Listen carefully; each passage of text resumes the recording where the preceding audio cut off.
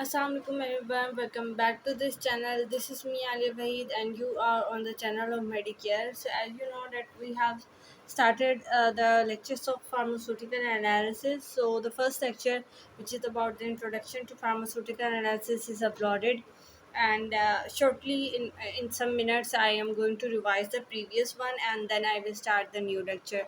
So Bismillahirrahmanirrahim, Rabbi Zidni Ilma. So the previous lecture was that first of all we have do the definition of pharmaceutical analysis, which is that to estimate or to evaluate a specific ingredient by using some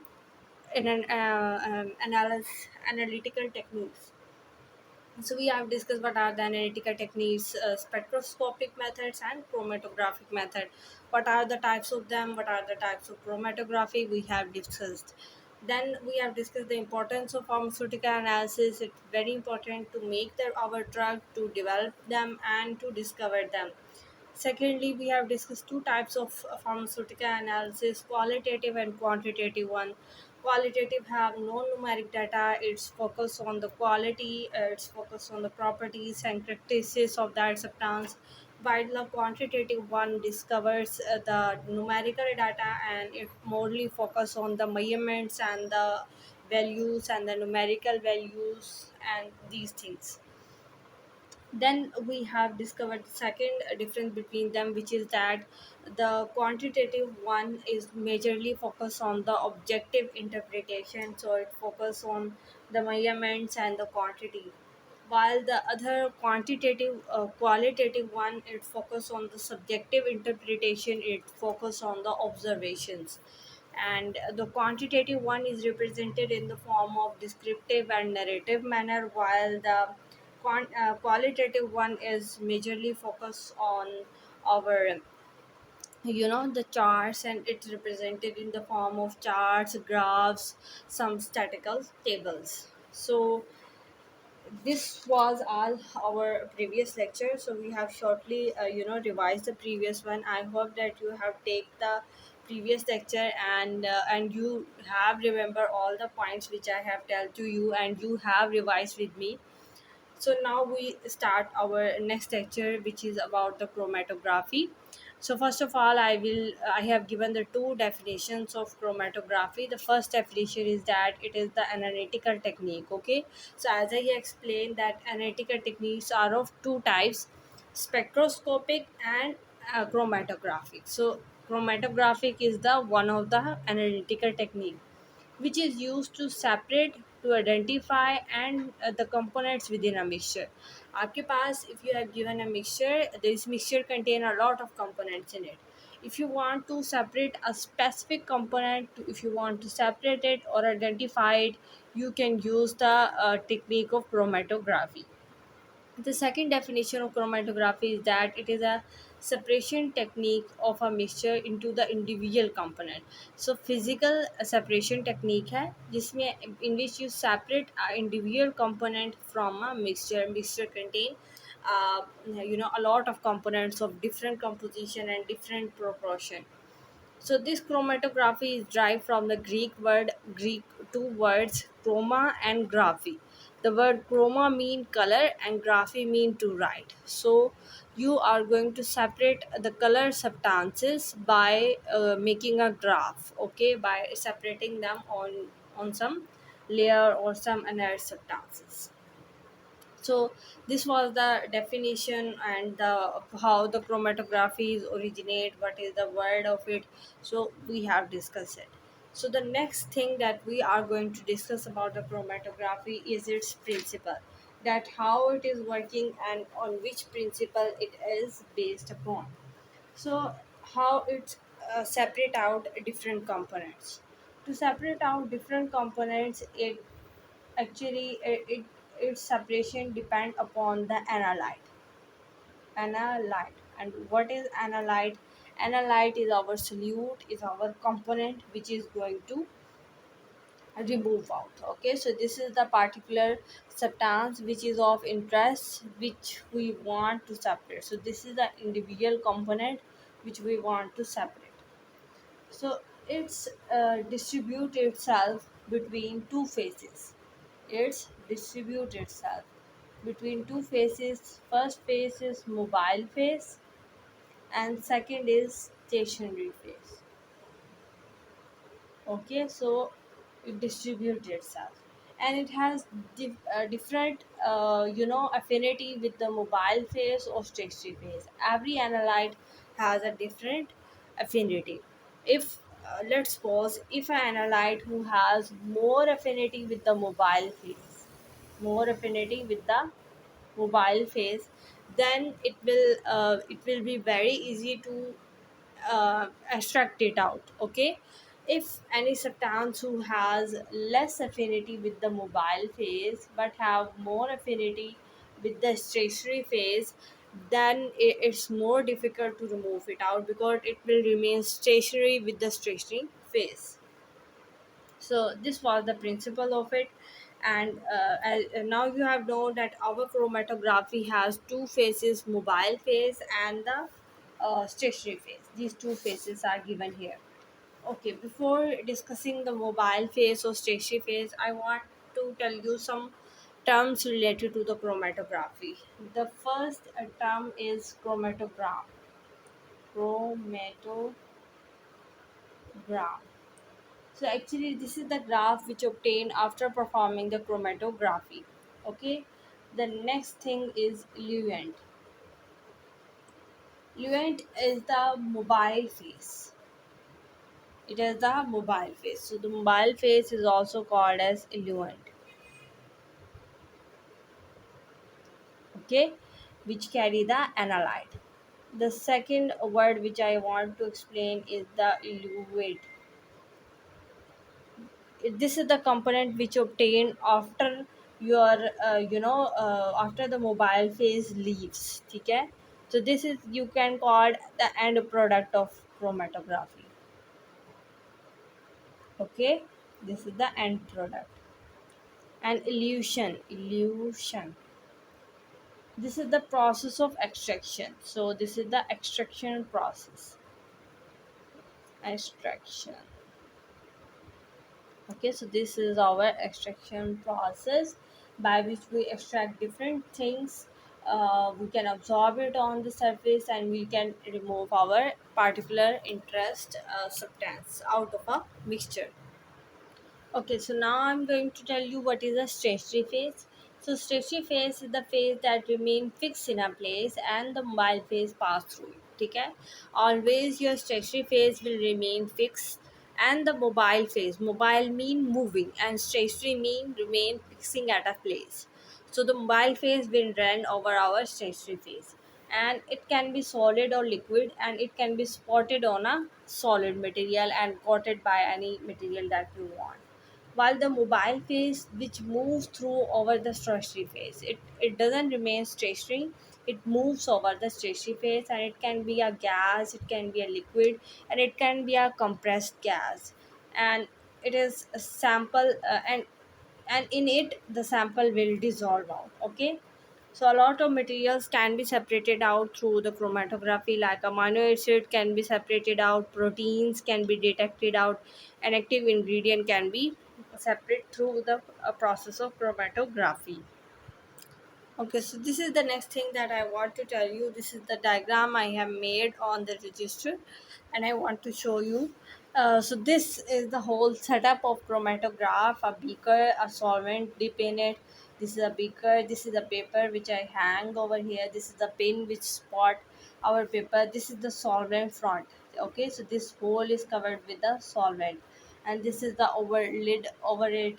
This is the separate paper I have discussed here. So different colors of substances are indicated here. These are the different components, and here we have give them different colors as we have arranged them. I have shown the color here. This is the from below the paper 2 centimeter high. From this is the origin, and then the colors goes up, and their distance you have to measure them to calculate the retention value, RF value. Okay, so after that we discuss the classification of chromatography. Chromatography is classified on the base of mechanism of action and on the base of nature of mobile phase. On the base of mechanism of action, it has these types: partition chromatography, absorption, ion exchange, molecular exclusion, gel electrophoresis, and affinity chromatography. Then, on the base of their nature of mobile phase, they have the types like liquid chromatography, gas chromatography, paper chromatography, and thin layer chromatography. These are given here. So, this was all about the classification of chromatography. Now, we will discuss every type in a short detail. Their long detail will be given in the separate lecture. Okay, so let's start these classification. So here is the first type of chromatography, which is the partition chromatography, which is the type of our chromatography which is based on the nature of mechanism of action. So what is partition chromatography? It relies on differential solubility of components in different stationary liquid phase and the mobile liquid phase. So one thing you have to discover that in this partition chromatography you have the stationary phase and you have the liquid mobile phase, and the component differentiate itself due to its solubility. Stationary phase is liquid, so it coated with the inert support. So you have to coat it. Like as shown in this diagram, you have this is some stationary phase and this is coated by a material as it is shown, because this stationary phase is a liquid and it is coated. Now the sample which have the affinity for the stationary phase absorb in it, as you can see the dots here. And the dots which are shown here, this is the mobile phase and these are the sample components which have affinity for the mobile phase. So this partition chromatography separates the compound on the base of their affinity, on the base of their solubility, whether they have affinity for mobile phase or for the stationary phase. So the separation occur on the base of the partitioning of components between the two liquid phases. Two liquid phases are which? Mobile phase and stationary phase. Example, a lot of amino acids are separated by this method. The mobile phase can be water and alcohol mixture, and your stationary phase can be cellulose derived, solution. Its advantages is that it is very highly effective, and its limitation is shown here that it is slow as compared to the other chromatography techniques and slow as compared to high performance liquid chromatography. Its diagram is shown here. It is in the form of a column, and the mobile phase flows over the stationary phase while the stationary phase is coated because it is liquid. This coating is shown by a dotted line. So mobile phase will distribute itself between the two liquids based on the solubility. So this was the first type which we have studied, which is the partition chromatography. So now we are going to start the next type of chromatography, which is the absorption chromatography. Absorption. So it involves a solid stationary phase and a gas liquid mobile phase. This is the difference. When we are discussing our partition chromatography, we have said that our mobile phase and our liquid phase both are in the liquid form, but in the absorption phase our stationary phase become the solid one, and our mobile phase can be solid or can be gas or can be liquid. So separate on the base of absorption of the component. Now the components absorb on the surface of the solid stationary phase or can be absorbed on the liquid mobile phase. Example of the gas chromatography using the silica gel as the stationary phase. uh, what is mean by this line? Actually the absorption chromatography and the gas chromatography both are same, just the difference is that we can, if in the gas chromatography we use silica gel as a stationary phase. So this was it, and it has the same to the partition chromatography, just the difference is that it has the solid stationary phase, while at the partition chromatography we have the liquid stationary phase. This is the difference that you have to keep in your mind always. Okay, so the next is the application of it. So it can purify a lot of oils, fats, and its advantages is that it's suitable for the liquid and gaseous samples, and it's very simple and cost effective. Limitation is given here, it is less effective. So for some compounds, ion exchange chromatography, this is the another type in which ions are separated. So technique to separate ions or polar molecules which have some charges on the base of their affinity to the ion exchange. Principles separate on the base of strength of the ionic bond. Stretchy phase contain the charge group that interact with the opposite charges in that sample. While its advantages and its limitation you can study from here. Next is the molecular extrusion chromatography. This is also called gel filtration chromatography. Here the diagram you can see it has a lot of pores here through which small molecules can enter into it while the large molecules are excluded out. So separate the molecule on the base of their size, ठीक है, by passing them through the porous matter. So this is the porous matter.